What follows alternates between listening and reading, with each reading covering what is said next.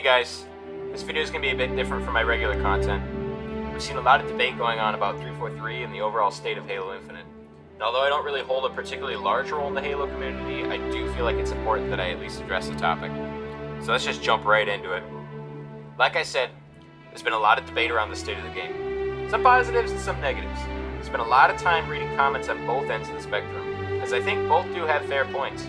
But I'm not here today to put any specific accounts on blast. Today I'm here to give you my opinion on Halo Infinite, and where I think the game stands to improve, but also where I think it already stands strong. So let's jump into it. I've played Halo since I was 10 years old. My first game of the series was Halo 2, so I have a lot of experience around the game. Whether it's around aspects of the campaign, multiplayer, custom games, or even Forge of the later Halo entries, I think that the things I'm going to talk about here do hold weight, and like I said before, the Halo community is really uncertain about where Halo needs to go next. Let's jump into this. I've seen a lot of talk around the hashtag Fire343, and I've also seen a lot of talk around the hashtag Rebuild343. I think both sides have some interesting points, so today we're going to talk a little bit about these tags and what they mean at face value, but also further down the iceberg. So let's get one thing straight. Halo Infinite is a game. It's a game that a lot of us longtime fans have been waiting for over half a decade. And now that it's here, the music community have really struggled to grasp what it really means to be a Halo. People have been talking a lot about Halo being a competitive game first, but I've also seen a lot of talk about Halo being a party game first. So today we're going to talk about my thoughts on Halo and whether it truly is a competitive or party game. I spent a lot of time playing Halo 3 custom games, so I think I'm going to have a lot of good insight on this. So without further ado, let's jump into it. Recently there's been a lot of arguing in the Halo community around the state of Halo.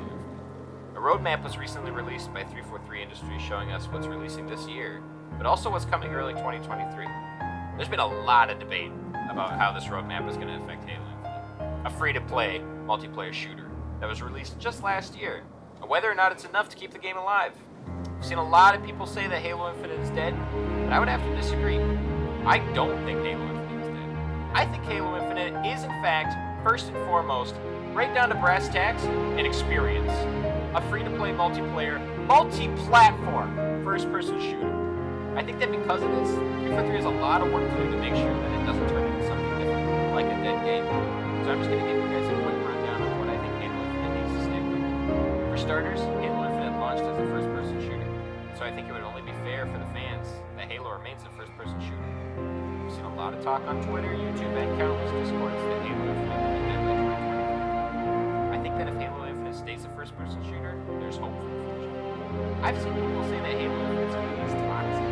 So before we go further, let me just say one thing. Halo Infinite has a lot of strengths and weaknesses, but so does No Man's Sky.